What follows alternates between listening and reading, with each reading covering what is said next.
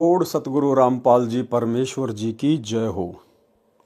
परमपिता परमात्मा सारी सृष्टि के रचनहार, कुल मालिक, असंख्य ब्रह्मांडों के स्वामी, जगत गुरु, तीनों लोकों में प्रवेश करके सबका भरण पोषण करने वाले राजाधिराज, आत्माधार, नाथों के नाथ, देवों के देव महादेव, सर्वेश्वर महेश्वर, मृत्युंजय, अजरो अमर, आदि अनादि सनातनी प्रभु, जगत पिता जगदीश्वर, श्री श्री 1008 की उपाधि के वास्तविक अधिकारी, अकाल मूर्त सौद स्वरूपी राम वासुदेव, सर्वगतम ब्रह्म, परम पूज्य, प्रथम पूज्य, परम संत, परम पुरुष, परम धनी, परम दयालु, सत्य कबीर, हक्का कबीर, कबीर, अल्लाह अकबर, बाखबर, अल्लाह ताला, जगत के तारणहार, जगत के मुक्तिदाता, जगत के जगन्नाथ, हारे के सहारे, हिंदुओं के राम, मुसलमानों के अल्लाह, सिखों के वाहिगुरु, ईसाइयों के मसीह, दया के सागर दया निधि, करुणा के सागर करुणा निधि, स्वयंभू परिभू, संकट मोचन, कष्ट हरण, मंगल करण, दुख भंजन, अविगत कबीर,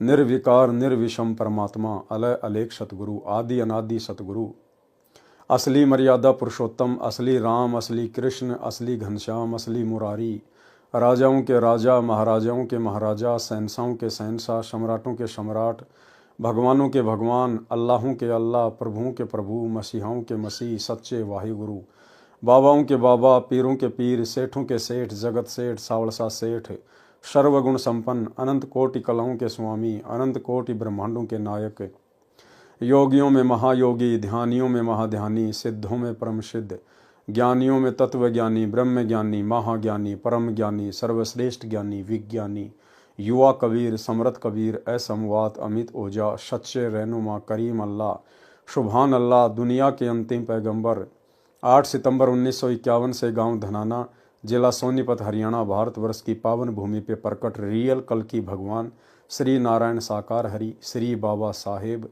शब्द स्वरूपी राम, संत श्रोमणी सतगुरु रामपाल जी परमेश्वर जी के चरण कमल में साध संगति से जुड़े हुए देश विदेश से हम सभी सत्सेवक भाई बहनों का अनंत कोटि दंडवत प्रणाम।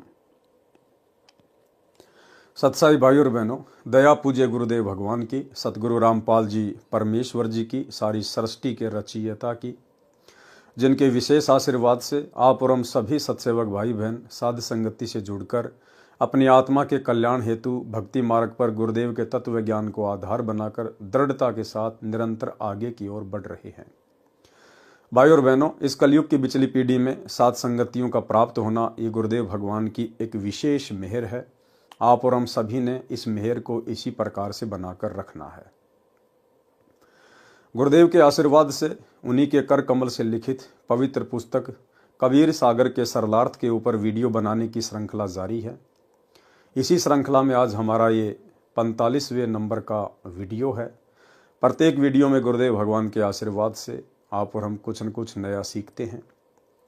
अभी जो 45 नंबर का वीडियो है ये सिख धर्म के प्रवर्तक आदरणीय नानक जी के ऊपर है। नानक जी का संक्षिप्त जीवन परिचय है। सिख समाज को आज तक नहीं पता है कि नानक जी के गुरु कौन थे। ये सारी बातें आज हमें गुरुदेव भगवान के आशीर्वाद से इस वीडियो से पता चलेंगी। आज की वीडियो में वैसे कुछ खास नहीं है, विशेष नहीं है। जिस प्रकार से हमने अन्य महापुरुषों की कथा सुनी है, जैसे अब्राहिम सुल्तान अधम की, लेकिन नानक जी के संक्षिप्त जीवन परिचय में केवल सामान्य बातें हैं और इन बातों को जो गुरुदेव ने अपने कर कमल से लिखी हैं, हम केवल इनको पढ़ेंगे। कुछ विशेष समझाने योग्य चीज़ इसमें नहीं है, लेकिन गुरुदेव के कर कमल से लिखित होने के कारण हम इसको पढ़ते चले जाएंगे। उससे भी हम ढेर सारे पुण्य के भागी बनते हैं। तो कबीर सागर का सरलार्थ पेज नंबर 400 से स्टार्ट है। नानक जी का संक्षिप्त यथार्थ परिचय। आदरणीय श्री नानक साहिब जी प्रभु कबीर, जो कि धानक रूप में काशी में आए थे, जुलाहा के साक्षी। श्री नानक देव का जन्म विक्रमी संवत 1526 सन 1469 कार्तिक शुक्ल पूर्णिमा को हिंदू परिवार में श्री कालू राम मेहता खत्री के घर पर माता श्रीमती तृप्ता देवी की पवित्र कोख गर्भ से पश्चिमी पाकिस्तान के जिला लाहौर के तलवंडी नामक गांव में हुआ। इन्होंने फारसी, पंजाबी, संस्कृत भाषा पढ़ी हुई थी। श्रीमद् भगवद गीता जी को श्री ब्रजलाल पांडे से पढ़ा करते थे। श्री नानक देव जी के श्री चंद तथा लक्ष्मी चंद 2 लड़के थे। श्री नानक जी अपनी बहन नानकी की ससुराल शहर सुल्तानपुर में अपने बहनोई श्री जयराम जी की कृपा से सुल्तानपुर के नवाब के यहाँ मोदी खाने की नौकरी किया करते थे। प्रभु में असीम प्रेम था, क्योंकि यह पुण्यात्मा युगों युगों से पवित्र भक्ति ब्रह्म भगवान यानी काल की करते हुए आ रही थी। सतयुग में यही नानक जी राजा अम्बरीश थे तथा ब्रह्म भक्ति विष्णु जी को इष्ट मानकर किया करते थे। दुर्वासा जैसे महान तपस्वी भी इनके दरबार में हार मानकर क्षमा याचना करके गए थे। त्रेता युग में श्री नानक जी की आत्मा राजा जनक विदेही बने, जो सीता जी के पिता कहलाए। उस समय सुखदेव ऋषि, जो महर्षि वेदव्यास के पुत्र थे, जो अपनी सिद्धि से आकाश में उड़ जाते थे, परंतु गुरु से उपदेश नहीं ले रखा था, जब सुखदेव विष्णु लोक के स्वर्ग में गए तो गुरु न होने के कारण वापस आना पड़ा। यानी बिना गुरु के तो हम काल लोक के इन विशेष सुखदायी जगहों पर भी नहीं रह सकते। बैकुंठ में, स्वर्ग में, जन्नत में हम बिना अधिकारी गुरु बनाए और उसके बताए अनुसार भक्ति किए बिना हम इस काल के स्वर्ग में भी नहीं जा सकते। 84 लाख योनियां और नरक ही प्राप्त होते हैं। अगर किसी ने काल की भक्ति करनी है तो भी अधिकारी गुरु को ही धारण करके भक्ति करनी पड़ेगी, तभी थोड़ा बहुत समय वो स्वर्ग में काट पाएगा। अन्यथा मरने के बाद में सीधा प्रेत योनि, उसके बाद उनके श्राद्ध निकालो, फिर वे 84 में चले जाएंगे, फिर नरक भोगेंगे। विष्णु जी के आदेश से राजा जनक को गुरु बनाया, तब स्वर्ग में स्थान प्राप्त हुआ। अब सुखदेव ऋषि आम सांसारिक लोगों की नजर में कितनी बड़ी तोप थी। वो सुखदेव ऋषि जो महर्षि वेद व्यास जी का पुत्र था, जिस वेद व्यास जी ने 18 पुराण, गीता, वेद इन सब का अनुवाद किया, इनको लिखा। ऋषि सुखदेव उनका पुत्र था और सुखदेव ऋषि में पिछले जन्म जन्मांतरों की भक्ति थी, उसके अंदर इतनी सिद्धि थी कि वो सशरीर पृथ्वी लोक से उड़कर स्वर्ग में चला जाता था, देवताओं के लोक में चला जाता था।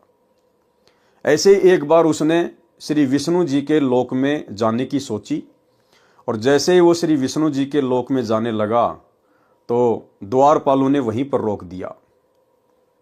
उसने कहा, भाई मुझे अंदर क्यों नहीं जाने दिया जा रहा? द्वारपालों ने कहा, जी आपके गुरु कौन है? आपके गुरु का नाम बताइए।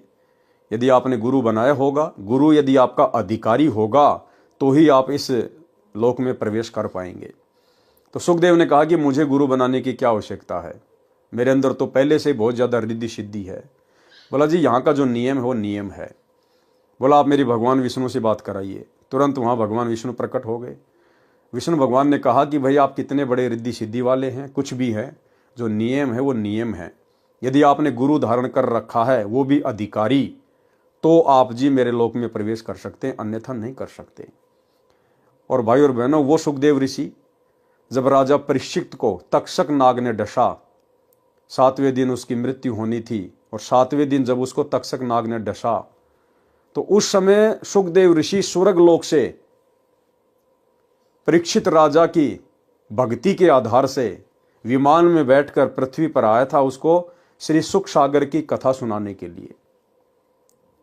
जब ऐसे ऋषि महात्माओं को भी, सुखदेव जैसे ऋषि महात्मा को भी बिना गुरु के स्वर्ग में जाने की इजाजत नहीं, तो भाई और बहनों, भला आम प्राणियों की क्या औकात है? वर्तमान के शंकराचार्यों की, आचार्यों की, मंडलेश्वरों की, दुनिया भर के गुरुओं की रोजाना यूट्यूब पर 4, 5, 10 आचार्य शंकराचार्य रोज पैदा होते हैं। भला इनकी क्या औकात है? इनमें से तो कोई अधिकारी ही नहीं है। तो बिना गुरु के आप जी या तो सीधे 84 लाख योनियों में जाओगे, या फिर नरक में जाओगे, या सीधे भूत बनोगे, प्रेत बनोगे। बिना गुरु के चाहे आप कितने ही बड़े पैसे वाले हैं, कितने बड़े सुपरस्टार हैं, आप चाहे 20 किलो सोना, 1 क्विंटल चांदी आप चाहे तिरुपति के बालाजी में दान कर दो, कितने बड़ा आप सोने का छत्र चढ़ा दो, कितने भंडारे कर दो, कुछ भी कर दो, यदि आपने अधिकारी गुरु बनाकर भक्ति नहीं की है तो आप जी सीधे नरक में जाएंगे। 84 लाख योनियों में, ये भक्ति का विधान है। फिर कलयुग में यही राजा जनक की आत्मा एक हिंदू परिवार में श्री कालूराम मेहता खत्री के घर पर उत्पन्न हुए तथा श्री नानक नाम रखा गया। नानक जी तथा परमेश्वर कबीर जी की ज्ञान चर्चा। बाबा नानक देव जी प्रातःकाल प्रतिदिन सुल्तानपुर के पास बह रही बेई दरिया में स्नान करने जाया करते थे तथा घंटों प्रभु चिंतन में बैठे रहते थे। एक दिन एक जिंदा फकीर बेई दरिया पर मिले तथा नानक जी से कहा कि आप बहुत अच्छे प्रभु भगत नजर आ रहे हो, कृपया मुझे भी भक्ति मार्ग बताने की कृपया करें। मैं बहुत भटक लिया हूं, मेरा संशय समाप्त नहीं हो पाया है। श्री नानक जी ने पूछा कि आप कहाँ से आए हो, आपका क्या नाम है, क्या आपने कोई गुरु धारण किया है? तब जिंदा फकीर का रूप धारण किए कबीर जी ने कहा, मेरा नाम कबीर है, बनारस काशी से आया हूँ, जुलाहे का काम करता हूँ। मैंने पंडित रामानंद स्वामी जी से उपदेश ले रखा है।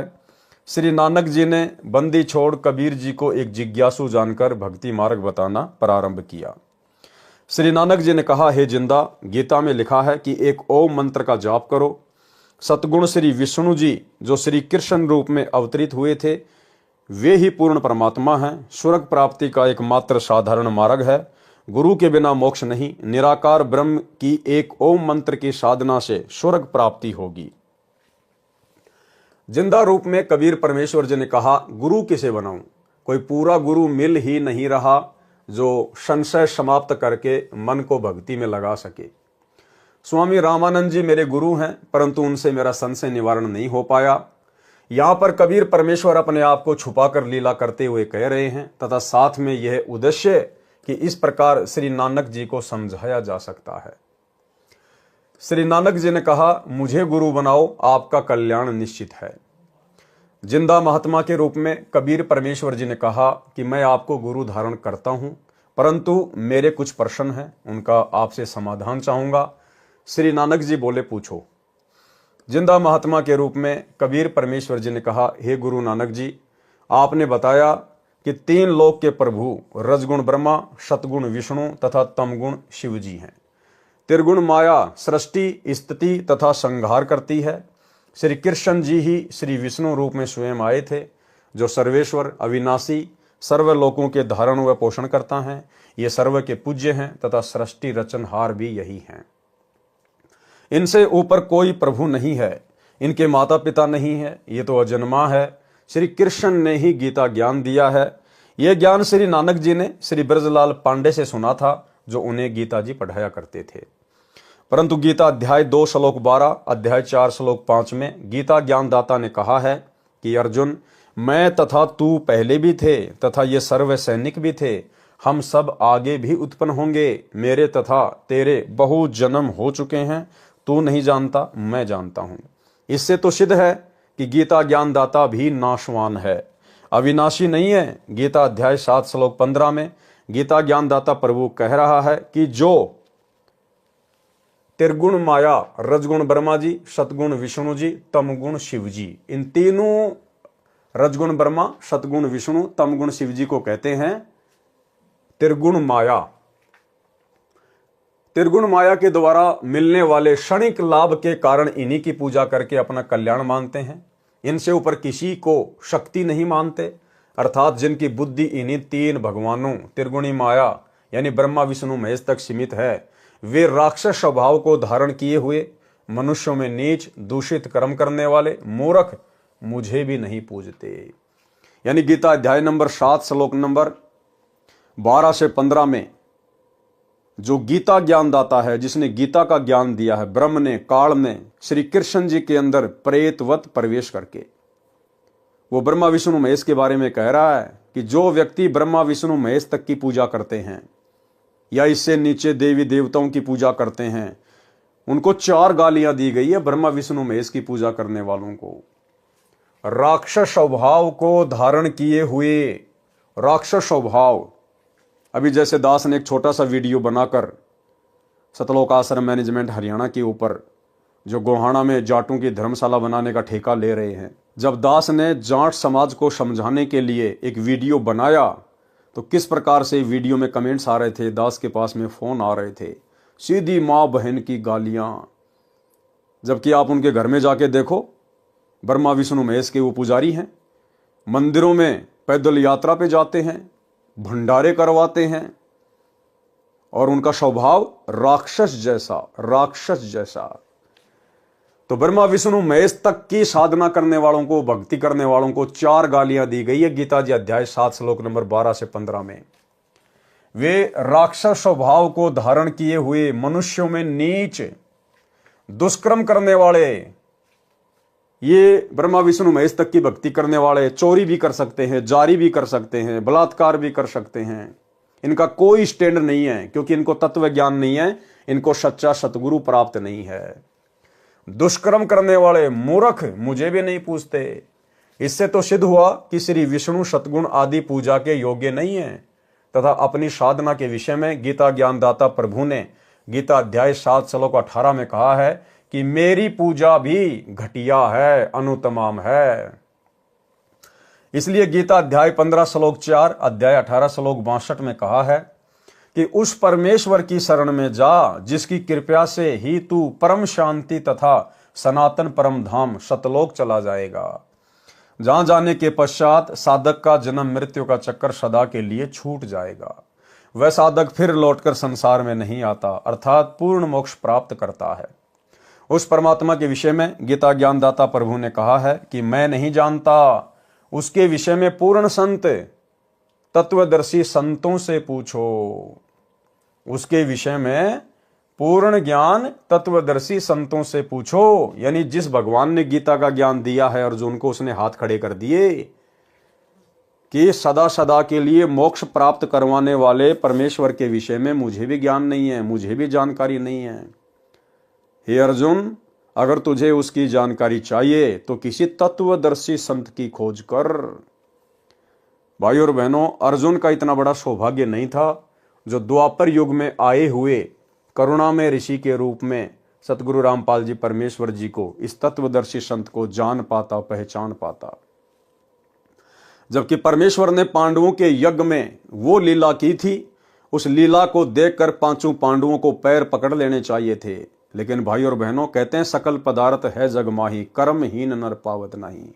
5 पांडव वो कर्महीन थे, उनको परमात्मा प्राप्ति नहीं हो सकती थी उस समय। वे तो काल की बंदिश में थे, काल के बंधन में, काल के द्वारा धरती पर भेजे गए थे वो महाभारत का युद्ध करवाने के लिए।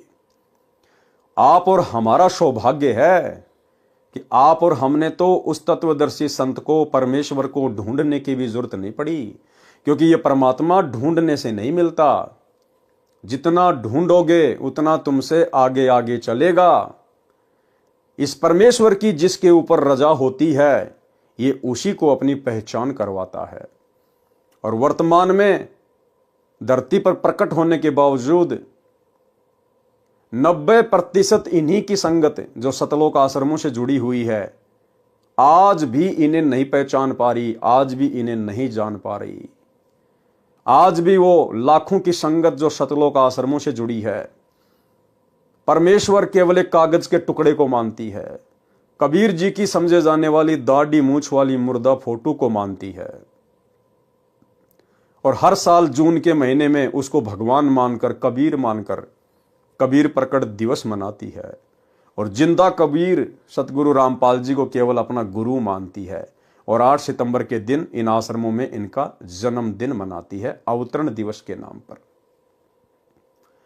और इस परमेश्वर ने अपनी पहचान केवल अपने चंद बच्चों को करवाई है, जो साध संगति से जुड़े हुए हैं, जिन्हें सतसेवक कहते हैं। और जैसे ही सतसेवकों ने अपने पिता को पहचाना, आज वर्तमान में अपने पिता की गैर हाजिरी में इन फर्जी आश्रमों में जाना छोड़ दिया, ज्ञान को आधार बना लिया, अपने गुरु को ही परमात्मा मान लिया, और मर्यादाओं में रहकर नेक नीति से काम धंधा करके अपनी भक्ति को सफल कर रहे हैं। कि मैं नहीं जानता, उसके विषय में पूर्ण ज्ञान तत्वदर्शी संतों से पूछो, क्योंकि वो तत्वदर्शी संत स्वयं परमात्मा ही होता है। अन्यथा परमात्मा से बढ़कर परमात्मा की जानकारी किसी तत्वदर्शी संत को कैसे हो जाएगी, जब 21 ब्रह्मांड का स्वामी, 21 ब्रह्मांड का नकली भगवान, ये काल, ये ज्योति निरंजन हाथ खड़े कर रहा है गीता का ज्ञान बताते समय, तो भला 21 ब्रह्मांड में उससे सर्वश्रेष्ठ और कौन आ गया जो परमेश्वर की जानकारी रखता है। और यदि उस काल के 21 ब्रह्मांड में लीला करते हुए सतगुरु रामपाल जी उस तत्व ज्ञान को बता रहे हैं, उस परमात्मा की जानकारी दे रहे हैं जो ज्ञान इस काल को भी नहीं है, तो सतगुरु रामपाल जी कोई काल के 21 ब्रह्मांड के निवासी नहीं है। ये स्वयं परमेश्वर हैं, तत्वदर्शी संत हैं, कबीर देव हैं, अपने आप को छुपाकर सारी लीला कर रहे हैं। उसके विषय में पूर्ण ज्ञान तत्वदर्शी संतों से पूछो, जैसा वे कहें वैसे साधना करो, जैसा वे कहें वैसे साधना करो। और उन्होंने कहा कि बच्चों, हमें राजनीति नहीं करनी, हमारा राजनीति और राजनेताओं से कोई लेना देना नहीं है। हमारी जो संस्था है वो गैर राजनीतिक है, धार्मिक संस्था है। लेकिन आज उनके परिवार ने इस संस्था को राजनीतिक बना दिया। गुरुदेव ने कहा, बेटो हमें कोई गेम नहीं खेलना, हमने तो मोबाइल में भी कोई वीडियो गेम नहीं खेलना, कोई ताश खेल रहा है तो हमने बैठना भी नहीं है, सहयोग भी नहीं करना है। बाकी ये मैच वगैरह देखना, ये क्रिकेट वगैरह, कबड्डी, वॉलीबॉल, फुटबॉल, चेस, शतरंज वगैरह, ये कैरम वगैरह कुछ नहीं खेलना। इससे हमारी समासें बर्बाद होंगी, हमारा मन डाइवर्ट होगा, भक्ति से हटेगा। लेकिन संत रामपाल जी के कलयुगी परिवार ने धनाना गांव में बैडमिंटन का स्टेडियम बना दिया, कबड्डी के मैच करवाए जा रहे हैं, 31 हजार रुपये की गुरुदेव का बड़ा लड़का वीरेंद्र ट्रॉफी में इनाम दे रहा है। गुरुदेव ने कहा, बेटा भक्ति करो, परमात्मा तुम्हें कोई भी रोग नहीं होने देगा। इसके बावजूद गुरुदेव के कलयुगी परिवार ने धनाना आश्रम में 200 एकड़ जमीन में बहुत बड़े हॉस्पिटल का काम शुरू कर दिया। इन्हें बीमार होने का डर है, इन्हें अपने बाप की भक्ति पे विश्वास नहीं है। और भी ना जाने कितने कुकर्म सामाजिक संगठनों के साथ मिलकर इन लोगों ने करवाए हैं। तो भाई और बहनों, सत्सेवकों पर विशेष रजा हुई है गुरुदेव भगवान की, ज्ञान की और उनकी पहचान की। जैसा वे कहें वैसे साधना करो। प्रमाण गीता अध्याय 4 श्लोक 34 में श्री नानक जी से परमेश्वर कबीर साहिब जी ने कहा कि क्या वह तत्वदर्शी संत आपको मिला है जो पूर्ण परमात्मा की भक्ति विधि बताएगा? श्री नानक जी ने कहा, नहीं मिला। परमेश्वर कबीर जी ने कहा, जो भक्ति आप कर रहे हो यह तो पूर्ण मोक्षदायक नहीं है। उस पूर्ण परमात्मा के विषय में पूर्ण ज्ञान रखने वाला मैं ही वह तत्वदर्शी संत हूं। बनारस काशी में धानक जुलाहे का कार्य करता हूं। गीता ज्ञान दाता प्रभु स्वयं को नाशवान कह रहा है। जब स्वर्ग तथा महास्वर्ग भी नहीं रहेगा तो साधक का क्या होगा? जैसे आपने बताया कि श्रीमद् भगवद गीता में लिखा है कि ओम मंत्र के जाप से स्वर्ग प्राप्ति हो जाती है, वहां स्वर्ग में साधक जन कितने दिन रह सकते हैं? श्री नानक जी ने उत्तर दिया, जितना भजन तथा दान के आधार पर उनका स्वर्ग का समय निर्धारित होगा, उतने दिन स्वर्ग में आनंद लेकर रह सकते हैं। जिंदा फकीर ने प्रश्न किया कि तत्पश्चात कहां जाएंगे? उसके बाद कहां जाएंगे भाई? जब आपकी भक्ति और दान की कमाई समाप्त हो जाएगी, फिर आपको स्वर्ग से कहां भेजा जाएगा? उत्तर नानक जी का, फिर इस मृत लोक में आना होगा, इसी पृथ्वी पर आना होगा तथा कर्म आधार पर अन्य योनियां भी भोगनी पड़ेंगी, यानी गधा, कुत्ता, सुअर भी बनना पड़ेगा। प्रश्न जिंदा रूप में कबीर साहिब का, क्या जन्म मरण मिट सकता है? उत्तर श्री नानक जी का, नहीं। गीता में कहा है, अर्जुन तेरे मेरे अनेक जन्म हो चुके हैं और आगे भी होंगे तथा जन्म मरण बना रहेगा। गीता अध्याय 2 श्लोक 12 तथा अध्याय 4 श्लोक 5। शुभ कर्म ज्यादा करने से स्वर्ग का समय अधिक हो जाता है। प्रश्न जिंदा फकीर कबीर जी का, गीता अध्याय नंबर 8 के श्लोक नंबर 16 में लिखा है कि ब्रह्मलोक से लेकर सर्वलोक नाशवान है। उस समय कहाँ रहोगे? जब न पृथ्वी रहेगी, न श्री विष्णु रहेगा, न विष्णुलोक, न स्वर्गलोक तथा पूरे ब्रह्मांड का विनाश होगा। इसलिए गीता ज्ञान दाता प्रभु कह रहा है कि किसी तत्वदर्शी संत की खोज कर, फिर जैसे उस पूर्ण परमात्मा की प्राप्ति की विधि वह संत बताए उसके अनुसार साधना कर। उसके पश्चात उस परम पद परमेश्वर की खोज करनी चाहिए, जहां पर जाने के पश्चात साधक का फिर जन्म मरण कभी नहीं होता, अर्थात फिर लौटकर संसार में नहीं आते। जिस परमेश्वर से सभी ब्रह्मांडों की उत्पत्ति हुई है, मैं गीता ज्ञानदाता भी उसी पूर्ण परमात्मा की शरण में हूं। गीता अध्याय 4 श्लोक 34, अध्याय 15 श्लोक 4। इसलिए कहा है कि अर्जुन सर्वभाव से उस परमेश्वर की शरण में जा, जिसकी कृपा से ही तू परम शांति तथा सतलोक स्थान अर्थात सचखंड में चला जाएगा। गीता अध्याय 18 श्लोक 62। उस पूर्ण परमात्मा की प्राप्ति का ओम तत्सत केवल यही मंत्र है। गीता अध्याय 17 श्लोक 23 में। उत्तर नानक जी का, इसके बारे में मुझे ज्ञान नहीं। जिंदा फकीर कबीर साहिब ने श्री नानक जी को बताया कि यह सर्व काल की कला है। गीता अध्याय नंबर 11 के श्लोक नंबर 32 में स्वयं गीता का ज्ञान देने वाला काल कह रहा है, ब्रह्म कह रहा है कि मैं काल हूं और सभी को खाने के लिए आया हूं। वही निरंकार कहलाता है, उसी काल का ओमकार ओम मंत्र है। गीता अध्याय नंबर 11 के श्लोक नंबर 21 में अर्जुन ने कहा कि आप तो ऋषियों को भी खा रहे हो, देवताओं को भी खा रहे हो, जो आपका ही सुमरण स्तुति वेद विधि अनुसार कर रहे हैं। इस प्रकार कालवश सभी साधक साधना करके उसी के मुख में प्रवेश करते रहते हैं। आपने इसी काल ब्रह्म की साधना करते करते असंख्यों युग बीत गए। 60,000 जन्म तो आपके महर्षि तथा महान भगत रूप में हो चुके हैं नानक जी के, फिर भी काल के लोक में जन्म मृत्यु के चक्कर में ही रहे हो। सर्वसृष्टि रचना सुनाई तथा श्री ब्रह्मा रजगुण, श्री विष्णु सतगुण तथा श्री शिव तमगुण की स्तुति बताई। श्री देवी महापुराण 3रा स्कंद page number 123 Gita Press Gorakhpur से प्रकाशित मोटा टाइप। इसमें स्वयं विष्णु जी ने कहा है कि मैं विष्णु तथा ब्रह्मा व शिव तो नाशवान है, अविनाशी नहीं है। हमारा तो आविर्भाव यानी जन्म तथा तिरोभाव यानी मृत्यु होता है। आप दुर्गा अष्टंगी हमारी माता हो। दुर्गा ने बताया कि ब्रह्म ज्योति निरंजन आपका पिता है। श्री शंकर जी ने स्वीकार किया कि मैं तमोगुणी लीला करने वाला शंकर भी आपका ही पुत्र हूं तथा ब्रह्मा भी आपका बेटा है।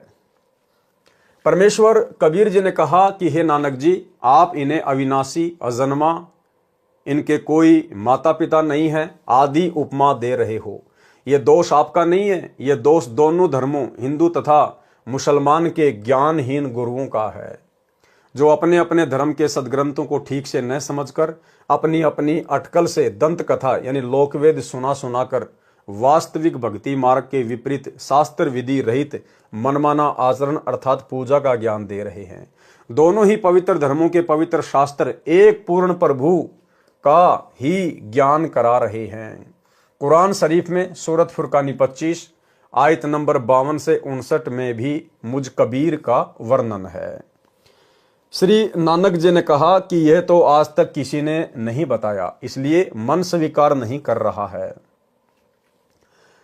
तब जिंदा फकीर जी कबीर साहिब जी श्री नानक जी की अरुचि देखकर चले गए।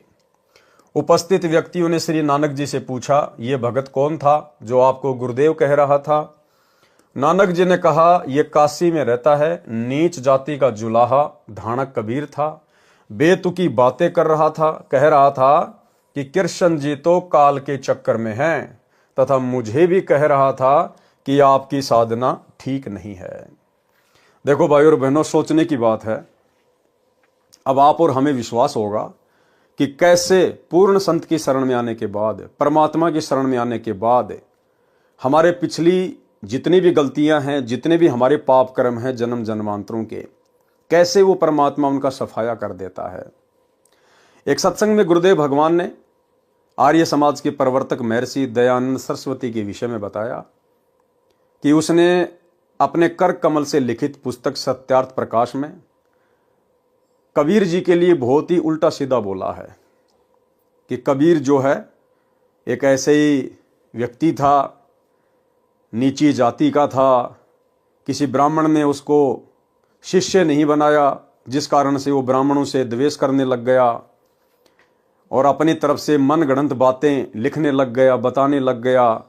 और कुछ नीच जाति के जुलाहे धानक, क्या कहा, कुछ नीची जाति वाले धानक जुलाहे कबीर के सपोर्टर बन गए। तो गुरुदेव ने महर्षि दयानंद की अज्ञानता को बार बार बताया कि वो जातिवाद में कितना विश्वास रखता था। वो जुलाहों को नीच कहकर संबोधित कर रहा था। भाई और बहनों, कबीर जी को नीच जुलाहा धानक कहकर तो यहां पर नानक जी भी संबोधित कर रहे हैं। देखिएगा, जब वहां उपस्थित भक्तों ने नानक जी से पूछा कि ये कौन था ये फकीर जो आपसे बात कर रहा था, उपस्थित व्यक्तियों ने श्री नानक जी से पूछा, ये भगत कौन था जो आपको गुरुदेव कह रहा था? नानक जी ने कहा, यह काशी में रहता है, नीच जाति का जुलाहा धानक कबीर था, बेतुकी बातें कर रहा था। लेकिन परमेश्वर बार बार सत्संगों में इस बात का जिक्र क्यों नहीं करते कि नानक जी जुलाहों को नीच कहा करते थे, नीच कहा करते थे, और महर्षि दयानंद का बार बार जिक्र करते हैं?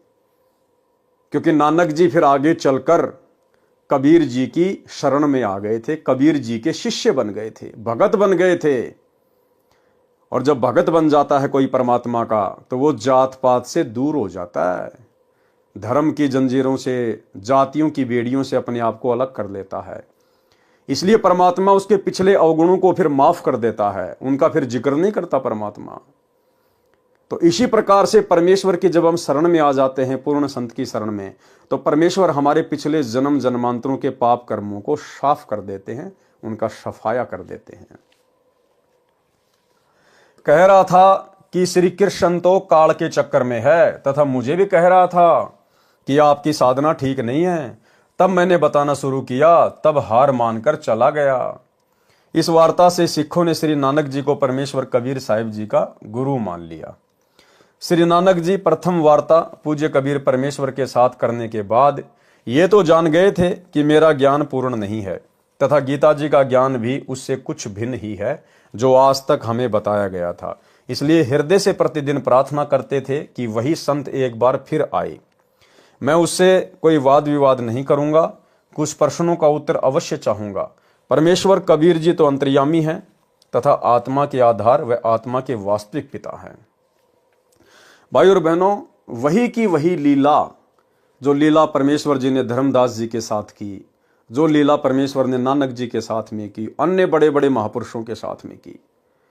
प्रथम बार परमात्मा उनको मिले, अपना ज्ञान सुनाया। उसके बाद उन महापुरुषों की अरुचि देखकर, भक्ति में विशेष रुचि ना देखकर, वाद विवाद करता हुआ देखकर परमात्मा वहां से अंतर्ध्यान हो जाते हैं।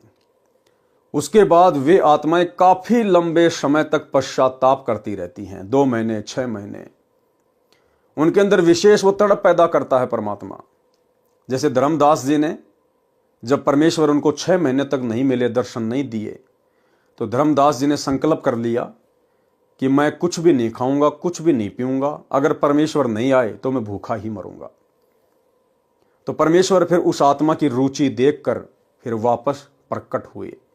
तो इसी प्रकार नानक जी पहले तो परमात्मा के साथ वाद विवाद करते रहे, मालिक अंतर्ध्यान हो गए, चले गए।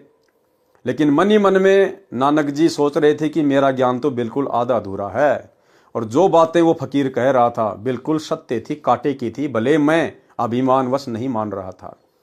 और मन ही मन में सोच रहे थे कि एक बार भगवान वो फिर से मिले, वो फिर से मिले, मैं कोई वाद विवाद नहीं करूंगा, मैं आगे का ज्ञान समझूंगा। फिर परमेश्वर जो है नानक जी को मिले, उनकी रुचि देखकर।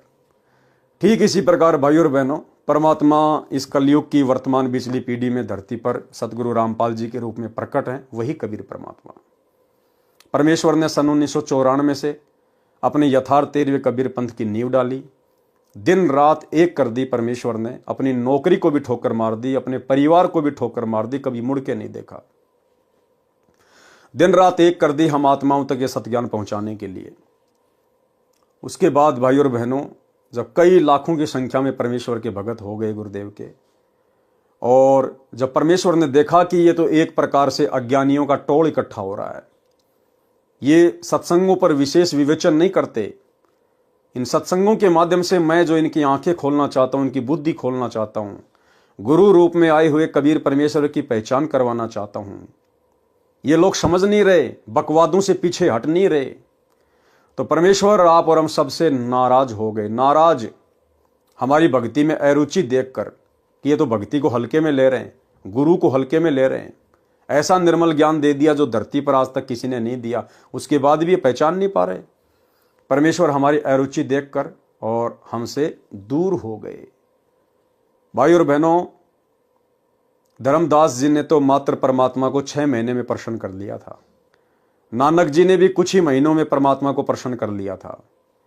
लेकिन आज हम पिछली पीढ़ी के भगत 10 साल से अपने परमेश्वर को जो है प्रसन्न नहीं कर पा रही है। 10 साल से कुछ एक आत्माएं प्रयास कर रही हैं, लगी हुई है अपने परमेश्वर को परमेश्वर मानकर, ज्ञान आधार से अपने घर को आश्रम बनाकर हर प्रकार से मर्यादा में रहकर गुरु को प्रसन्न करने का निरंतर प्रयास कर रही हैं, लेकिन उनकी संख्या बहुत ही कम है सत्सेवकों की, सात संगत वालों की।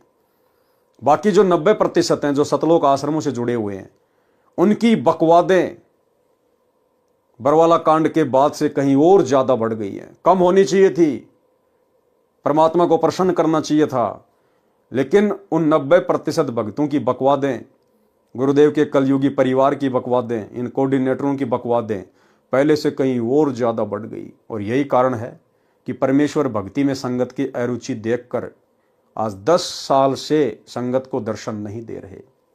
हिसार जेल में बैठे हुए हैं परमात्मा, क्योंकि वो अंतर्यामी है, हर एक आत्मा की स्थिति से परिचित है। तो भक्तों में अभी वो तड़फ है नहीं, भक्तों में अभी वो कशक है नहीं, जिसके चलते हमारे गुरुदेव भगवान हिसार जेल से बाहर आ सके। तो भाई और बहनों, हम साथ संगत से जुड़े हुए भाई बहनों ने निरंतर प्रयास करते रहना है। अब हमने मर्यादा नहीं टूटने देनी है, भले हम टूट जाएं, घर छूट जाए, संसार छूट जाए, जगत रूठ जाए, लेकिन हमने अपने गुरुदेव को नहीं रूठाना है। असंख्य युग हो गए गुरुदेव को अप्रसन्न करते हुए। ये समय मिला है, ये मौका मिला है, ये मोक्ष का प्राइम टाइम है। ये योग संयोग महायोग सब कुछ गुरुदेव ने जोड़ा है। अन्यथा इस कलयुग की बिचली पीढ़ी में जिस समय परमात्मा धरती पे हैं और इस पीक टाइम में आप और हमारे को मनुष्य जन्म मिलना, जिस समय धरती पर अरबों खरबों में प्राणी हैं जिनको संत रामपाल जी में परमात्मा की सूरत भी दिखाई नहीं देती, उन्हें पता ही नहीं है, और आप और हम उनके शरण में आ चुकी हैं। चंद आत्माएं भक्ति कर रहे हैं, और सबसे बड़ी बात, हमें गुरु रूप में कबीर जी की पहचान हो गई। तो भाई और बहनों, आप और हमने निरंतर धर्मदास जी की तरह, नानक जी की तरह, अन्य महापुरुषों की तरह हमारी जो गलतियां बन चुकी हैं, हमने अपनी गलतियों की निरंतर परमेश्वर से क्षमा याचना मांगते रहना है, और विधि विधान अनुसार गुरुदेव को भोग लगाना, तीनों समय की विधान और विधि अनुसार आरतियां करना, अपना सुमरण करना, मर्यादाओं का विशेष ध्यान रखना, गुरु के अलावा किसी और में कोई आस्था नहीं रखना, उस दाढ़ी मूछ वाले कबीर जी की समझे जाने वाली नकली फोटो को भगवान मानकर उसका कबीर प्रकट दिवस नहीं मनाना, गरीबदास जी का बोध दिवस नहीं मनाना, अपने गुरु के अलावा न कबीर जी की फोटो अपने घर पे रखनी है, न गरीबदास जी की, न पंडित चिदानंद जी की, न दादा गुरु जी की। तो आप और हमने ज्ञान आधार से गुरु को प्रसन्न करने का प्रयास करना है, और हमारी इसी सच्ची तड़फ और लगन को देखकर गुरुदेव भगवान अवश्य दर्शन देंगे, और आप और हमारे कारण बाकी लोगों को भी गुरुदेव के दर्शन होंगे। तो हमने अपने प्रयास को सतत जारी रखना है। वह आत्मा के वास्तविक पिता हैं, अपनी प्यारी आत्माओं को ढूंढते रहते हैं। कुछ समय के उपरांत जिंदा फकीर रूप में कबीर जी ने उसी बेई नदी के किनारे पहुंचकर श्री नानक जी को राम राम कहा। उस समय श्री नानक जी कपड़े उतारकर स्नान के लिए तैयार थे। जिंदा महात्मा केवल श्री नानक जी को दिखाई दे रहे थे, अन्य को नहीं। श्री नानक जी से वार्ता करने लगे। कबीर जी ने कहा कि आप मेरी बात पर विश्वास करो, एक पूर्ण परमात्मा है तथा उसका सतलोक स्थान है, जहाँ की भक्ति करने से जीव सदा के लिए जन्म मरण से छूट सकता है। उस स्थान तथा उस परमात्मा की प्राप्ति की साधना का केवल मुझे ही पता है, अन्य को पता नहीं। तथा गीता अध्याय नंबर 18 के श्लोक 62, अध्याय 15 श्लोक 4 में भी उस परमात्मा तथा स्थान के विषय में वर्णन है। पूर्ण परमात्मा गुप्त है, उसकी शरण में जाने से, उसी की कृपा से तू शाश्वतम यानी अविनाशी अर्थात सत्य स्थानम यानी सतलोक को प्राप्त होगा। गीता ज्ञानदाता प्रभु भी कह रहा है कि मैं भी उसी आदि पुरुष परमेश्वर नारायण की शरण में हूँ। श्री नानक जी ने कहा कि मैं आपकी एक परीक्षा लेना चाहता हूँ, मैं इस दरिया में छिपूंगा और आप मुझे ढूंढना। यदि आप मुझे ढूंढ दोगे तो मैं आपकी बात पर विश्वास कर लूंगा। यह कहकर श्री नानक जी ने बेई नदी में डुबकी लगाई तथा मछली का रूप धारण कर लिया। जिंदा फकीर यानी कबीर पूर्ण परमेश्वर ने उस मछली को पकड़कर जिधर से पानी आ रहा था उस ओर लगभग 3 किलोमीटर दूर ले गए तथा श्री नानक जी बना दिया। प्रमाण श्री गुरु ग्रंथ साहिब, सीरी रागू महला पहला, घर 4 पृष्ठ 25। तू दरिया दाना बिना मैं मछली कैसे अंत लहा, जहाँ जहाँ देखा ता ता तू है, तुझसे निकस फूट मरा। न जाना मेऊ न जाना जाली, जा दुख लागे ता तुझे संभाली रहा हूँ। नानक जी ने कहा कि मैं मछली बन गया था, आपने कैसे ढूंढ लिया। हे परमेश्वर, आप तो दरिया के अंदर सूक्ष्म से भी सूक्ष्म वस्तु को जानने वाले हो। मुझे तो जाल डालने वाले जाली ने भी नहीं जाना तथा गोताखोर ने भी नहीं जाना, अर्थात नहीं जान सका। जब से आपके सतलोक से निकलकर अर्थात आपसे बिछुड़कर आए हैं, तब से कष्ट पर कष्ट उठा रहा हूँ। जब दुख आता है तो आपको ही याद करता हूँ, मेरे कष्टों का निवारण आप ही करते हो। उपरोक्त वार्ता बाद में काशी में प्रभु के दर्शन करते हुए हुई थी। तब नानक जी ने कहा कि अब मैं आपकी सर्व बात सुनने को तैयार हूँ। कबीर परमेश्वर जी ने वही सृष्टि रचना पुनः सुनाई तथा कहा कि मैं पूर्ण परमात्मा हूँ। मेरा स्थान सचखंड यानी सत्यलोक है। आप मेरी आत्मा हो। काल ब्रह्म आप सभी आत्माओं को भ्रमित ज्ञान से विचलित करता है तथा नाना प्रकार से प्राणियों के शरीर में बहुत परेशान कर रहा है। मैं आपको सत्य नाम यानी सच्चा नाम, वास्तविक मंत्र जाप दूंगा जो किसी शास्त्र में नहीं है, जिसे काल ब्रह्म ने गुप्त कर रखा है। श्री नानक जी ने कहा कि मैं अपनी आंखों अकाल पुरुष तथा सचखंड को देखूं, तब आपकी बात को सत्य मानूं। तब कबीर साहिब जी श्री नानक जी की पुण्यात्मा को सतलोक ले गए। सचखंड में श्री नानक जी ने देखा कि एक असीम तेजोमय मानव सदृश्य शरीर युक्त प्रभु तख्त पर बैठे थे। अपने ही दूसरे स्वरूप पर कबीर साहिब जिंदा महात्मा के रूप में चवर करने लगे। तब श्री नानक जी ने सोचा कि अकाल मूर्त तो ये रब है जो गद्दी पर बैठा है, कबीर जी तो यहाँ का कोई सेवक होगा। उसी समय जिंदा रूप में परमेश्वर कबीर साहिब उसी गद्दी पर विराजमान हो गए तथा जो तेजोमय शरीर युक्त प्रभु का दूसरा रूप था वह खड़ा होकर तख्त पर बैठे जिंदा वाले रूप पर चवर करने लगा। फिर वह तेजोमय रूप नीचे से गए जिंदा कबीर के रूप में समा गया तथा गद्दी पर अकेले कबीर परमेश्वर जिंदा रूप में बैठे थे और चवर अपने आप डुरने लगा। तब नानक जी ने कहा कि वाहे गुरु, सत्य नाम से प्राप्ति तेरी। इस प्रक्रिया में 3 दिन लग गए। नानक जी की आत्मा को साहिब कबीर जी ने वापस शरीर में प्रवेश कर दिया। तीसरे दिन श्री नानक जी होश में आए। उधर श्री जयराम जी ने, जो श्री नानक जी का बहनोई था, श्री नानक जी को दरिया में डूबा जानकर दूर तक गोताखोरों से तथा जाल डलवाकर खोज करवाई, परंतु कोशिश निष्फल रही और मान लिया कि श्री नानक जी दरिया के अथाह वेग में बहकर मिट्टी के नीचे दब गए। तीसरे दिन जब नानक जी उसी नदी के किनारे सुबह सुबह दिखाई दिए तो बहुत व्यक्ति एकत्रित हो गए। बहन नानकी तथा बहनोई श्री जयराम भी दौड़े गए। खुशी का ठिकाना नहीं रहा तथा घर ले आए। अब भाई और बहनों, जो वापस आया था तीसरे दिन, वो नानक नहीं था। वो नानक का शरीर जरूर था, लेकिन स्वयं कबीर परमात्मा थे। उसके बाद में जो भी लीलाएं हुई, जितने भी चमत्कार हुए, वो कबीर परमेश्वर जी ने किए। अन्यथा कबीर परमेश्वर के भक्ति मार्ग में उनका भगत कभी भी अपनी सिद्धियां नहीं दिखा सकता, कभी भी चमत्कार नहीं दिखा सकता। इससे तो भक्ति बर्बाद होगी। तो बाद में जो भी चमत्कार हुए सतलोक से वापस आने के बाद, वो नानक जी के रूप में कबीर परमात्मा सतगुरु रामपाल जी ने किए। बहन नानकी तथा बहनोई श्री जयराम भी दौड़े गए। खुशी का ठिकाना नहीं रहा तथा घर ले आए। श्री नानक जी अपनी नौकरी पर चले गए। मोदी खाने का दरवाजा खोल दिया तथा कहा, जिसको जितना चाहिए ले जाओ। पूरा खजाना लौटाकर शमशान घाट पर बैठ गए। जब नवाब को पता चला कि श्री नानक खजाना समाप्त करके शमशान घाट पर बैठा है, तब नवाब ने श्री जयराम की उपस्थिति में खजाने का हिसाब करवाया तो 760 रुपये अधिक मिले। नवाब ने क्षमा याचना की तथा कहा कि नानक जी, आप 708 रुपये जो आपके सरकार की ओर से अधिक हैं ले लो तथा फिर नौकरी पर आ जाओ। तब श्री नानक जी ने कहा कि अब सच्ची सरकार की नौकरी करूंगा, उस पूर्ण परमात्मा के आदेश अनुसार अपना जीवन सफल करूंगा।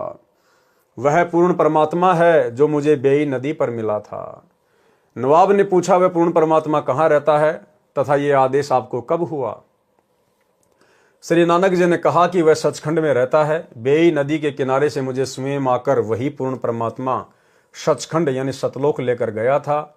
वह इस पृथ्वी पर भी आकार में आया हुआ है। उसकी खोज करके अपना आत्म कल्याण कराऊंगा।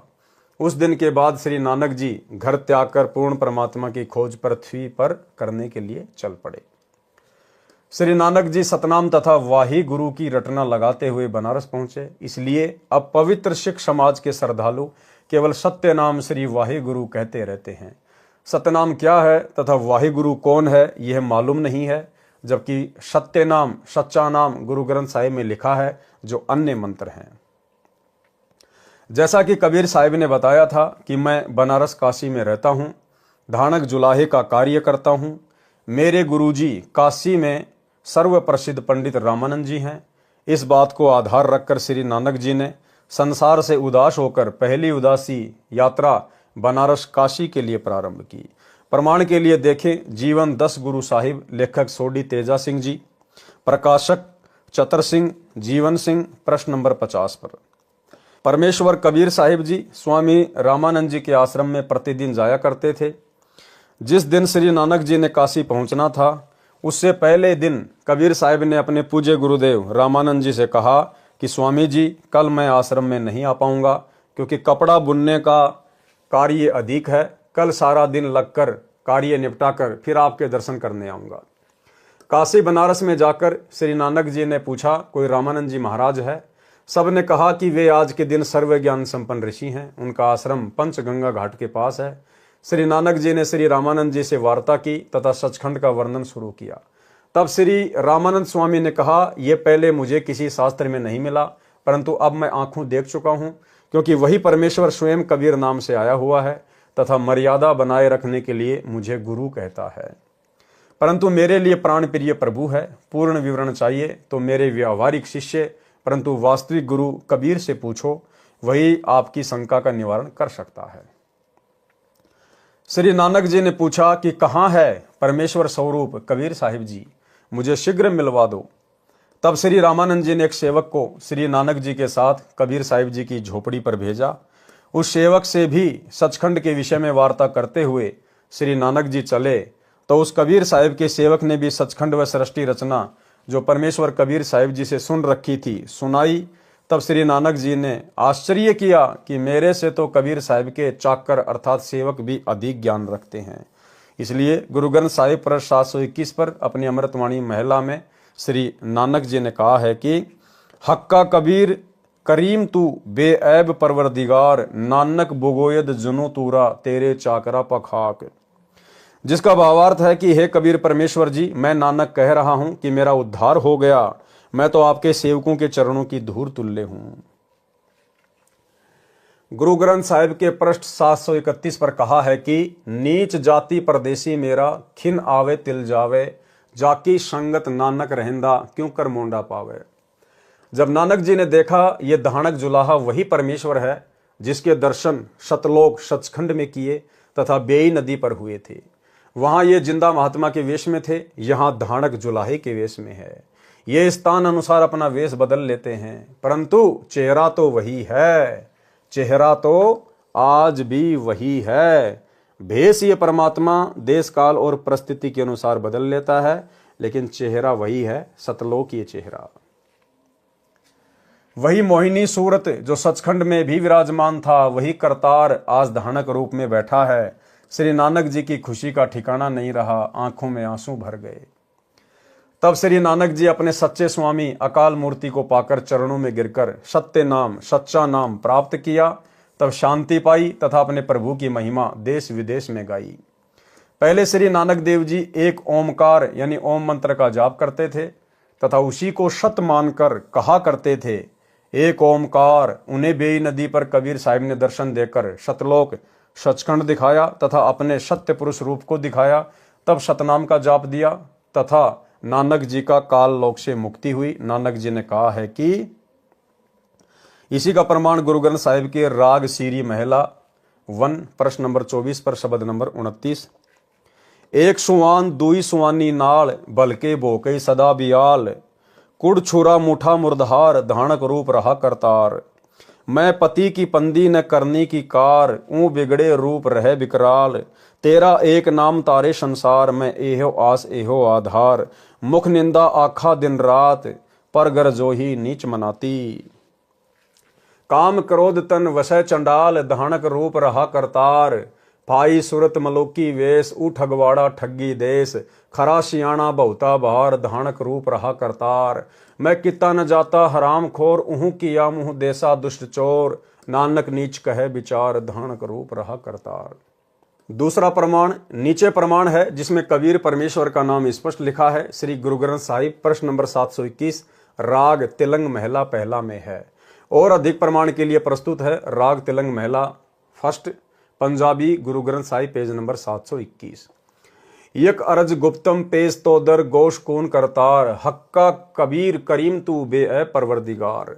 दुनिया मुकामे फानी तहकीक दिलदानी, ममसर मोई अजराइल गिरफ्त दिल हेच नदानी।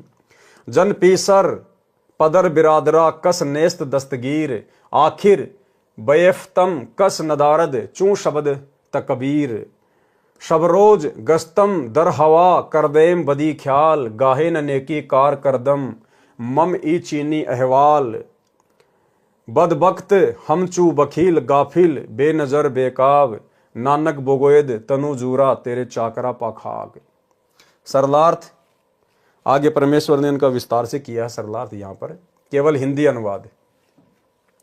हे शब्द स्वरूपी राम अर्थात शब्द से सर्व सृष्टि रचनहार दयाल सत्य कबीर, आप निर्विकार परमात्मा हैं। आपके समक्ष एक हृदय से विनती है कि ये पूरी तरह जान लिया है हे महबूब, ये संसार रूपी ठिकाना नासवान है। हे दाता, इस जीव के मरने पर अजराइल नामक यमदूत बेरहमी से पकड़कर ले जाता है। कोई साथी जन जैसे बेटा पिता भाईचारा साथ नहीं देता। अंत समय में कोई भाईचारा, कोई बेटा बेटी, कोई माता पिता, कोई साथ नहीं देगा, कोई सहारा नहीं देगा। इसलिए भाई और बहनों, आप और हमने केवल अपना एक ही साथी बनाना है और है भी एक ही, केवल गुरुदेव भगवान। हमने सतलोक आश्रम मैनेजमेंट हरियाणा वालों की तरह ना तो जाट आरक्षणों में बैठकर जाटों को अपना साथी बनाना है, ना फालतू का भाईचारा बढ़ाना है। आनंदपाल जैसे गुंडों की सीबीआई जांच का समर्थन करके 5 लाख रुपए उसकी सीबीआई जांच के लिए चंदे के रूप में देकर ना हमने राजपूत करनी सेना के साथ में उठना बैठना, ना भाईचारा बनाना है। ना हमने सतलोक आश्रम मैनेजमेंट हरियाणा की तरह गोहाना की जाट धर्मशाला में 5वां फ्लोर जो तकरीबन 1 करोड़ के आसपास बनेगा, ना हमने ये फालतू का भाईचारा निभाकर हमने अपने पैरों पर कुल्हाड़ी मारनी है। अंत में ये समाज, ये कुल किसी काम नहीं आएगा, कोई ढाल नहीं अड़ाएगा, केवल मर्यादा तोड़वाएगा। इसलिए हमने केवल एकमात्र भाईचारा, एकमात्र हमारा जो साथी है, केवल अपने गुरुदेव भगवान को ही बनाकर चलना है। हे दाता, इस जीव के मरने पर अजराइल नामक यमदूत बेरहमी से पकड़कर ले जाता है। कोई साथी जन जैसे बेटा पिता भाईचारा साथ नहीं देता। अंत में सभी उपाय और फर्ज कोई क्रिया काम नहीं आता। प्रतिदिन गस्त की तरह न रुकने वाली चलती हुई वायु की तरह बुरे विचार करते रहते हैं। शुभ कर्म करने का मुझे कोई जरिया या साधन नहीं मिला। ऐसे बुरे समय कलयुग में हमारे जैसे नादान लापरवाह शतमार्ग का ज्ञान न होने से ज्ञान नेत्रहीन था तथा लोकवेद के आधार से अनाप शनाप ज्ञान कहता रहता था। नानक जी कहते हैं कि मैं आपके सेवकों के चरणों की धूल डूबता हुआ बंदा नानक पार हो गया। भावार्थ, श्री गुरु नानक साहिब जी कह रहे हैं कि हे हक्का कबीर, सत कबीर, आपसे मेरी एक अर्ज है कि मैं तो सत्य ज्ञान वाली नजर रहित तथा आपके सतज्ञान के सामने तो निरुत्तर अर्थात जुबान रहित हो गया हूं। हे कुल मालिक, मैं तो आपके दासों के चरणों की धूल हूं, मुझे शरण में रखना। इसके पश्चात जब श्री नानक जी को पूर्ण विश्वास हो गया कि पूर्ण परमात्मा तो गीता ज्ञानदाता प्रभु से अन्य ही है, वही पूजा के योग्य है, पूर्ण परमात्मा की भक्ति तथा ज्ञान के विषय में गीता ज्ञानदाता प्रभु भी अनभिज्ञ है। परमेश्वर स्वयं ही तत्वदर्शी संत रूप से प्रकट होकर तत्व ज्ञान को जन जन को सुनाता है। क्या कह रहे हैं? परमेश्वर, कौन परमेश्वर? कबीर जी। परमेश्वर स्वयं ही यानी खुद ही तत्वदर्शी संत रूप से प्रकट होकर तत्व ज्ञान को जन जन को सुनाते हैं। आज तत्वदर्शी संत के रूप में प्रकट होकर जन जन को ये ज्ञान फिर कौन सुना रहे हैं? वही कबीर परमात्मा, यानी हमारे गुरुदेव स्वयं कबीर परमेश्वर हैं। परमेश्वर स्वयं ही तत्वदर्शी संत रूप से प्रकट होकर तत्व ज्ञान को जन जन को सुनाता है। जिस ज्ञान को वेद भी नहीं जानते, वह तत्व ज्ञान केवल पूर्ण परमेश्वर सत्य पुरुष ही स्वयं आकर ज्ञान करवाता है। श्री नानक जी का जन्म पवित्र हिंदू धर्म में होने के कारण पवित्र गीता जी के ज्ञान पर पूर्ण रूपेण आश्रित थे। फिर स्वयं प्रत्येक हिंदू श्रद्धालु तथा ब्राह्मण गुरुओं आचार्यों से गीता जी के 7 श्लोकों के विषय में पूछते थे। सर्व गुरुजन निरुत्तर हो जाते थे, परंतु श्री नानक जी के विरोधी हो जाते थे। उस समय शिक्षा का भाव था, उन झूठे गुरुओं की दाल गलती रही। गुरुजन जनता को यह कहकर श्री नानक जी के विरुद्ध भड़काते थे कि श्री नानक झूठ कह रहा है। गीता में ऐसा कहीं नहीं लिखा है कि श्री कृष्ण जी के ऊपर कोई शक्ति है। कबीर प्रभु से तत्व ज्ञान से परिचित होकर श्री नानक जी पवित्र मुसलमान धर्म के श्रद्धालुओं तथा काजी व मुल्लाओं तथा पीरों गुरुओं से पूछा करते थे कि पवित्र कुरान शरीफ की सूरत फुरकानी संख्या 25 आयत नंबर 19, 21, 52 से 58, 59 में कुरान शरीफ बोलने वाला प्रभु अल्लाह कह रहा है कि सर्व ब्रह्मांडों का रचनहार, सर्व पाप गुनाहों का नाश क्षमा करने वाला, जिसने 6 दिन में सृष्टि रचना की तथा 7वें दिन तख्त पर जा विराजा, जो सर्व के पूजा इबादत ही कबीरा पूजा के योग्य है, वह कबीर परमेश्वर है। काफिर लोग अल्लाह कबीर प्रभु को समर्थ नहीं मानते। आप उनकी बातों में मत आना। मेरे द्वारा दिए इस कुरान शरीफ के ज्ञान पर विश्वास रखकर उनके साथ ज्ञान चर्चा रूपी संघर्ष करना। उस अल्लाहु अकबीर अर्थात अल्लाहु अकबर कबीर प्रभु की भक्ति तथा प्राप्ति के विषय में मैं कुरान शरीफ ज्ञान का ज्ञानदाता प्रभु नहीं जानता। उसके विषय में किसी तत्वदर्शी संत बाखबर से पूछो।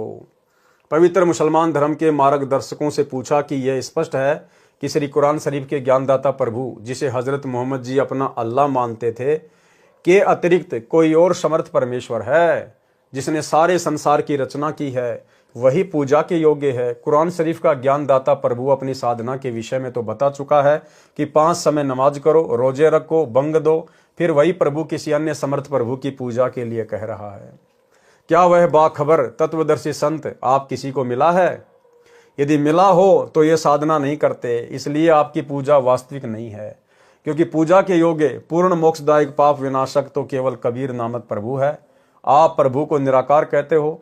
कुरान शरीफ में सूरत फुरकानी संख्या 25 आयत नंबर 58 से 59 में स्पष्ट किया है कि कबीर अल्लाह कबीर प्रभु ने 6 दिन में सृष्टि रची तथा ऊपर तख्त पर जा बैठा। इससे तो स्पष्ट हुआ कि कबीर नामक अल्लाह साकार है, क्योंकि निराकार के विषय में एक स्थान पर बैठना नहीं कहा जाता। इसी की पुष्टि पवित्र बाइबल उत्पत्ति विषय में कहा है कि प्रभु ने 6 दिन में सृष्टि की रचना की तथा 7वें दिन विश्राम किया, अर्थात आकाश में जा बैठा तथा प्रभु ने मनुष्य को अपने स्वरूप के अनुसार उत्पन्न किया। इससे भी स्वयं सिद्ध है कि परमात्मा का शरीर भी मनुष्य जैसा है, अर्थात प्रभु साकार है। आपकी कुरान शरीफ सही है, परंतु आप न समझकर अपना तथा अपने अनुयायियों का जीवन व्यर्थ कर रहे हो। आओ आपको अल्लाह कबीर सह शरीर दिखाता हूं। बहुत से श्रद्धालु श्री नानक जी के साथ पूज्य कबीर परमेश्वर की झोपड़ी के पास गए।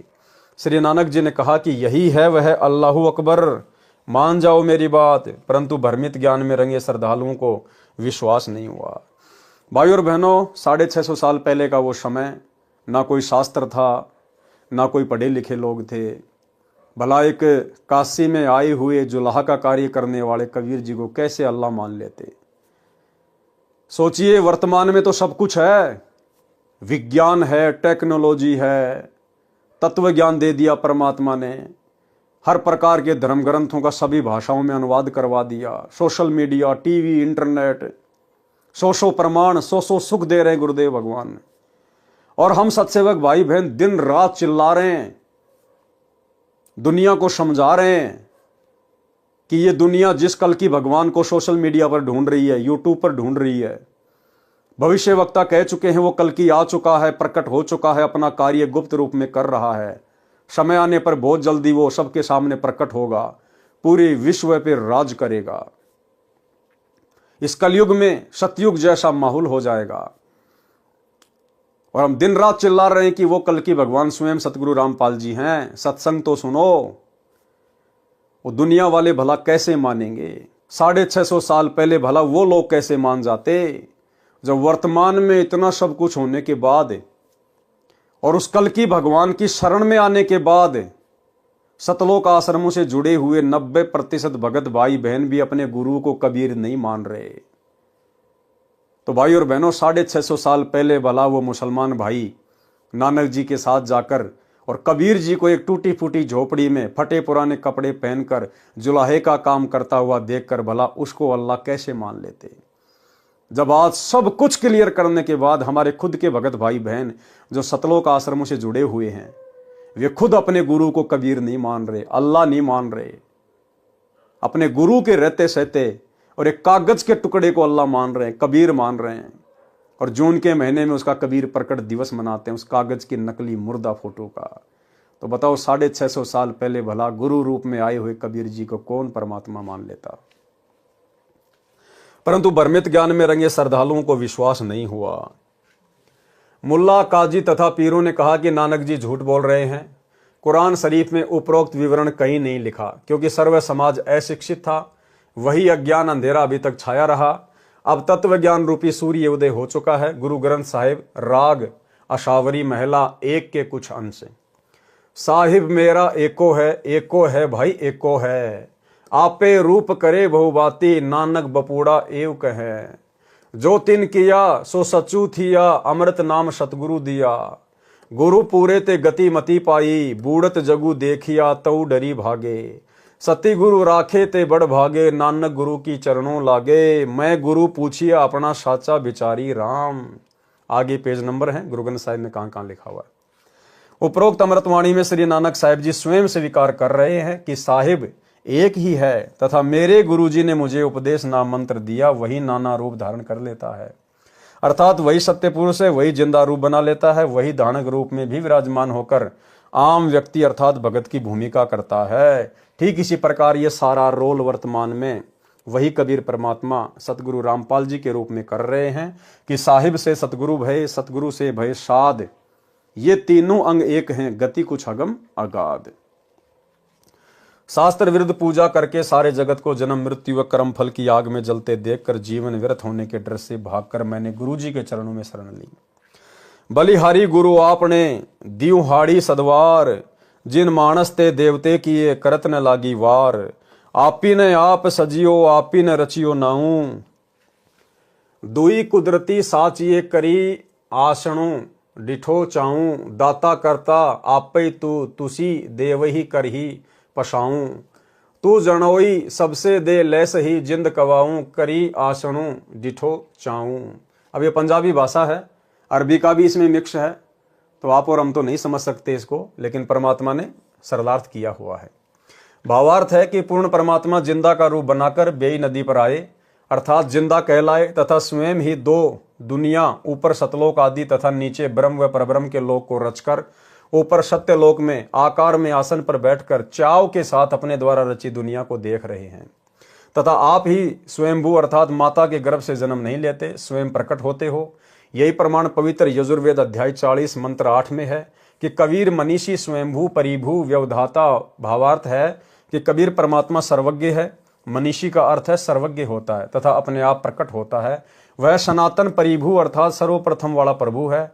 वह सर्व ब्रह्मांडों का व्यवधाता अर्थात भिन्न भिन्न सर्व लोकों का रचनहार है। एहू जीऊं बहुते जन्म भरमिया, ता सतगुरु शब्द सुनाइया। भावार्थ है कि श्री नानक साहिब जी कह रहे हैं कि मेरा ये जीव बहुत समय से जन्म तथा मृत्यु के चक्कर में भ्रमता रहा। अपूर्ण सतगुरु ने वास्तविक नाम प्रदान किया।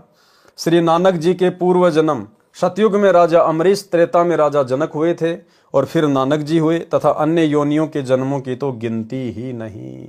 इस निम्न लेख में प्रमाणित है कि कबीर साहिब तथा नानक जी की वार्ता हुई है। यह भी प्रमाण है कि राजा जनक विदेही भी श्री नानक जी थे तथा श्री सुखदेव जी भी राजा जनक का शिष्य हुआ था। निर्मल जल बतलाइया मो कहूं राम मिलावन हारो। नानक जी जब हम भगत भये सुखदेवा, जनक विदे किया गुरुदेवा। कली मही जुलाहा नाम कबीरा, ढूंढते चित भैया न थीरा। बहुत भांति कर सिमरन कीना, इह मन चंचल तभु न बीना।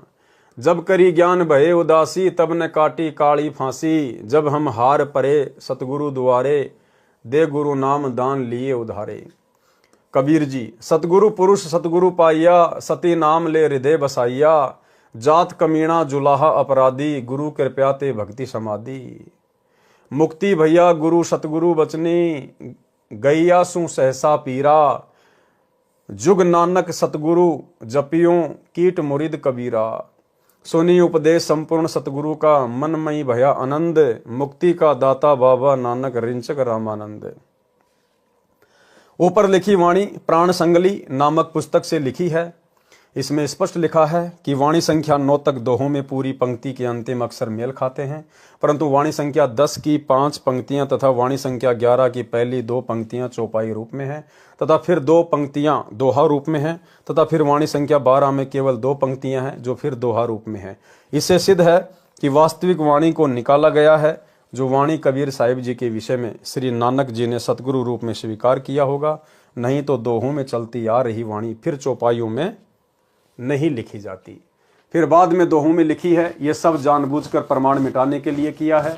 वाणी संख्या 10 की पहली पंक्ति, जब हम भक्त भये सुखदेवा, जनक विदेही किया गुरुदेवा, स्पष्ट करती है कि श्री नानक जी कह रहे हैं कि मैं जनक रूप में था, उस समय मेरा शिष्य भगत श्री सुखदेव ऋषि हुए थे। इस वाणी संख्या 10 को नानक जी की ओर से कहीं मानी जानी चाहिए। तो स्पष्ट है कि नानक जी कह रहे हैं कि मैं हार कर गुरु कबीर के चरणों में गिर गया, उन्होंने नामदान देकर उद्धार किया। वास्तव में यह 10 नंबर वाणी कहीं अन्य वाणी से है। यह पंक्ति भी परमेश्वर कबीर साहिब जी की ओर से वार्ता में लिख दिया, क्योंकि परमेश्वर कबीर साहिब जी ने अपनी शक्ति से श्री नानक जी को पिछले जन्म की चेतना प्रदान की थी। अब बताओ भाई और बहनों, ध्यान देना शब्दों पे, क्योंकि परमेश्वर कबीर साहिब जी ने अपनी शक्ति से नानक जी को पिछले जन्म की चेतना प्रदान की थी। कबीर जी ने अपनी शक्ति से, अपने आशीर्वाद से नानक जी को उसके पिछले जन्म दिखाए कि सतयुग में तू राजा अमरीश था, त्रेता में राजा जनक था। अपनी शक्ति से, नानक के अंदर इतनी शक्ति नहीं थी। फिर भला भाई और बहनों, सचखंड से वापस आने के बाद यदि वो नानक वाली आत्मा होती तो ये अनगिनत दुनिया भर के चमत्कार भला वो कैसे कर सकती थी। तो जिस समय कबीर परमेश्वर नानक जी की आत्मा को निकालकर सचखंड लेकर गए, उनको वापस छोड़ा, तो जब वापस थे तो वो नानक जी की आत्मा नहीं थी। नानक जी की आत्मा को परमात्मा ने मिनी सतलोक में बैठा दिया था कि जब कलयुग की पिछली पीढ़ी आएगी, ये समय, उस समय उस आत्मा को फिर से जन्म देंगे और नानक जी के रूप में फिर सारे चमत्कार कबीर परमेश्वर ने किए। अन्यथा अगर नानक जी में इतनी शक्ति होती, नानक जी ने अगर सारे चमत्कार किए थे, तो फिर अपने पिछले जन्म क्यों नहीं देख पाया? क्यों कबीर परमात्मा ने आशीर्वाद दिया, तब जाकर अपने पिछले जन्म दिखाई दिए। जबकि बाद में तो नानक जी ने ना जाने कितने लोगों को उनके पिछले जन्म दिखाए। प्रहलाद और ध्रुव, पता नहीं ऊपर के लोगों की उन्होंने यात्रा की है। अगर वो नानक जी होते तो उनके पास में वो शक्ति नहीं थी, और ना इस भक्ति में एक भगत को इस प्रकार से चमत्कार या सिद्धियां दिखाने की कोई छूट है। तो नानक जी के रूप में खुद कबीर परमात्मा सतगुरु रामपाल जी ने सारी लीला की थी, क्योंकि परमेश्वर कबीर साहिब जी ने अपनी शक्ति से श्री नानक जी को पिछले जन्म की चेतना प्रदान की थी। तब नानक जी ने स्वीकार किया था कि वास्तव में मैं जनक था तथा उस समय सुखदेव मेरा भक्त हुआ था। अब ध्यान रखना भाई और बहनों, ये बातें केवल आपको साध संगति में ही सुनने को मिलेंगी। ना तो सिख समाज इस बात को स्वीकार करेगा, ना सतलोक आश्रमों से जुड़े हुए हमारे भाई बहन, ना गुरुदेव का परिवार। उनकी नजरों में तो नानक जी सतलोक गए, लेकिन ये गूढ़ ज्ञान परमेश्वर ने साध संगतियों के माध्यम से ही खुलवाना है, क्योंकि मोक्ष का टाइम तो अब है। भाई नानक जी कब हुए? कबीर जी के समकालीन हुए, कबीर जी के सेवक थे। काशी में जाके उन्होंने सतनाम लिया, कबीर जी के भगत थे। तो विचार करो भाई और बहनों, परमात्मा तो कहते हैं 64 के 64 लाख फैल हो गए। थोड़ा बहुत यदि कोई बचे थे तो कौन बचे थे? अर्जुन सर्जुन। भाई जबकि नानक जी तो अर्जुन सर्जुन से भी बड़े भगत थे, तो क्या नानक जी भी फेल हो गए थे क्या उस समय? नानक जी परीक्षा में फेल नहीं हुए, क्योंकि वो परीक्षा तो नानक रूप में खुद कबीर परमात्मा ही दे रहे थे उस समय। नानक जी को तो उसी समय परमात्मा ने इस मिनी सतलोक में बैठा दिया था जब उनको बेई नदी से लेकर गए। अन्यथा क्या नानक जी अगर वो आत्मा भी होती तो क्या अर्जुन सर्जुन से भी कमजोर थी क्या? तो इसलिए भाई और बहनों, नानक जी को परमात्मा ने मिनी सतलोक में बैठा दिया और वर्तमान समय में उस आत्मा को परमेश्वर ने जन्म देना है या दे दिया होगा, ये गुरुदेव भगवान जाने। वाणी संख्या 11 में 4 पंक्तियां हैं, जबकि वाणी संख्या 10 में 5 पंक्तियां लिखी हैं। वास्तव में प्रथम पंक्ति जब हम भगत भये सुखदेवा वाली में अन्य 3 पंक्तियां थी, जिनमें कबीर परमेश्वर को श्री नानक जी ने गुरु स्वीकार किया होगा, उन्हें जानबूझकर निकाला गया लगता है। अब ये तो परमेश्वर हैं सदगुरु रामपाल जी, तो इनसे क्या छुपा हुआ, तभी तो सारी बातें बता रहे हैं। वाणी संख्या 1 व 2 में 6-6 पंक्तियां हैं, वाणी संख्या 3 व 4 में 4-4 पंक्तियां हैं, वाणी संख्या 5 व 6 में 3-3 पंक्तियां हैं, वाणी संख्या 7 में 4 पंक्तियां हैं, वाणी संख्या 8 में 3 पंक्तियां हैं, वाणी संख्या 9 में 2 पंक्तियां हैं, वाणी संख्या 10 में 5 पंक्तियां हैं, वाणी संख्या 11 में 4 पंक्तियां हैं तथा वाणी संख्या 12 में 2 पंक्तियां हैं। यदि ये वाणी पूरी होती तो सर्व वाणियों कलियों में एक जैसी वाणी संख्या होती। श्री नानक जी ने दोनों की वार्ता जो प्रभु कबीर जी से हुई थी लिखी थी, परंतु बाद में प्राण संगली तथा गुरु ग्रंथ साहिब में उन वाणियों को छोड़ दिया गया जो कबीर परमेश्वर जी को श्री गुरु मुख देखे सांच संभाले बिन सांचे जग कांचा, दधय धर्म धरे धर्मा पूरी गुण करी मन धीरा। गुरु ग्रंथ साहिब में एक ही पंक्ति है, ये पंक्ति अधूरी छोड़ रखी है। प्रत्येक पंक्ति में अंतिम अक्षर 2 एक जैसे हैं, जैसे ऊपर लिखी वाणी में ज्योति, फिर दूसरी में मोती, फिर सांचा, दूसरी में कांचा। यहाँ पर धीरा अंतिम अक्षर वाली एक ही पंक्ति है। इसमें साहिब कबीर का नाम प्रत्यक्ष था, जो कि मन वश होकर ग्रंथ की छपाई करते समय निकाल दी गई। गुरु ग्रंथ साहिब की छपाई करते समय, उसको छपवाते समय सिख समाज के लोगों ने जहां पर कबीर नाम लिखा हुआ था उसको हटवा दिया कि ये कबीर तो जुलाहा था, ये तो नीच था, ये तो धानक था, ये सोचकर कि ये नानक के गुरु कैसे हो सकते हैं। सिख समाज के लोगों ने उस वाणी को हटवा दिया। तो अंतर्यामी परमात्मा बता रहे हैं सारी बात है। इसमें साहिब कबीर का नाम प्रत्यक्ष था, जो कि मनवश होकर ग्रंथ की छपाई करते समय निकाल दी गई। छपाकारों ने काटा होगा, संत कभी ऐसी गलती नहीं करते, क्योंकि कबीर साहिब जुलाहा जाति में माने जाते हैं, जो उस समय अछूत मानी जाती थी। कहीं गुरु नानक जी का अपमान न हो जाए कि एक जुलाहा नानक जी का पूज्य गुरु व भगवान था। फिर प्रमाण है राग बसंत महला पहला, पौड़ी नंबर 3, आदि ग्रंथ पंजाबी, प्रश्न नंबर 1188।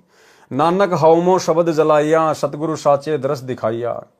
इस वाणी से भी अति स्पष्ट है कि नानक जी कह रहे हैं कि सत्य नाम सत्य शब्द से विकार अभिमान जल गया तथा मुझे सच्चे सतगुरु ने दर्शन दिए, अर्थात मेरे गुरुदेव के दर्शन हुए। स्पष्ट है कि नानक जी को कोई सतगुरु आकार रूप में अवश्य मिला था। वह ऊपर तथा नीचे पूर्ण प्रमाणित है। स्वयं कबीर साहिब पूर्ण परमात्मा अकाल मूर्त स्वयं सचखंड से तथा दूसरे रूप में काशी बनारस से आकर प्रत्यक्ष दर्शन देकर सचखंड सतलोक भ्रमण करवा के सच्चा नाम उपदेश काशी बनारस में प्रदान किया। आदरणीय गरीबदास जी महाराज गांव छुड़ानी जिला झज्जर हरियाणा को भी परमेश्वर कबीर जिंदा महात्मा के रूप में जंगल में मिले थे। इसी प्रकार सतलोक दिखाकर वापस छोड़ा था। परमेश्वर ने बताया कि मैंने ही नानक जी तथा श्री दादू जी को पार किया था। जब श्री नानक जी ने पूर्ण परमात्मा को सतलोक में भी देखा तथा फिर बनारस काशी में जुलाहे का कार्य करते देखा, तब उमंग में भरकर कहा था वाहे गुरु सतनाम वाहे गुरु वाहे गुरु, तथा इसी उपरोक्त वाक्य का उच्चारण करते हुए काशी से वापस आए, जिनको श्री नानक जी के अनुयायियों ने जाप मंत्र रूप में जाप करना शुरू कर दिया कि यह पवित्र मंत्र श्री नानक जी के मुख कमल से निकला था, परंतु वास्तविकता को न समझ सके। अब उनसे कौन छुटाए इस नाम के जाप को जो सही नहीं है, क्योंकि वास्तविक मंत्र को बोलकर नहीं सुनाया जाता। उसका सांकेतिक मंत्र सत्य नाम है तथा वाहे गुरु कबीर परमेश्वर को कहा है। इसी का प्रमाण संत गरीबदास साहिब ने अपने सदग्रंथ साहिब में फुटकर साखी का अंग प्रश्न नंबर 386 पर दिया है। गरीब झांकी देख कबीर की नानक की ती, वाह वाह सिखों के गल पड़ी कौन छुटावता। गरीब हम सुल्तानी नानक तारे दादू को उपदेश दिया, जाति जुलाहा भेद न पाया काशी माहे कबीर हुआ। प्रमाण के लिए जीवन 10 गुरु साहिबान पेज नंबर 42 से 44 तक। लेखक सोडी तेजा सिंह जी, प्रकाशक चतर सिंह जीवन सिंह। बेई नदी में प्रवेश।